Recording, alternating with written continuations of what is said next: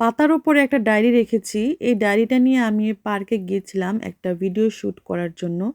কিন্তু এত বাতাস ছিল যে আমি যেভাবে চেয়েছিলাম সেভাবে আর শ্যুটটা নিতে পারি নাই। শ্যুটটা ছিল এরকম, আমি ওপর থেকে কয়েকটা পাতা ডায়েরির উপর ফেলবো, পরে একটু স্লো করে দিলে খুব সুন্দর লাগবে দেখতে। কিন্তু বাতাসের জন্য পাতা আমি ডায়েরির উপর ফেলতেই পারছিলাম না। পাতা অন্যদিকে উড়িয়ে নিয়ে যাচ্ছিল বাতাস। অন্যদিকে ঘুরে বসে যে করব, চারিদিক থেকে বাতাস আসছিল।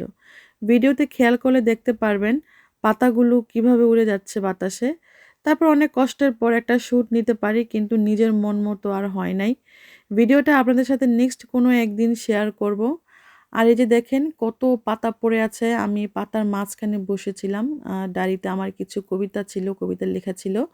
আমি বসে বসে কবিতাগুলো পড়ছিলাম। এবার বোঝেন কি সুন্দর একটা মুহূর্ত ছিল। আর বাতাসে পাতাগুলো যে উড়ে যাচ্ছে, এটার দৃশ্যটাও কিন্তু খুব সুন্দর লাগছিল। আর দূরেও যে একটা ছোট্ট বাচ্চা দেখতে পাচ্ছেন, ওটা আমার ছেলে ছিল, ছোট ছেলে। দৌড়ে ওখানে চলে গেছে, ডাকতেছি আসো আসো, কিন্তু আসছে না। প্লেগ্রাউন্ডে নিয়ে যেতে বলতেছে, তো ওর জন্য আমি আর এখানে বেশিক্ষণ বসে থাকতে পারি নাই। ওরে প্লেগ্রাউন্ডে নিয়ে যাই, ও খেলে। তারপরে আমি বাসায় চলে আসি। এর আগে কিন্তু আমার সাথেই বসেছিল।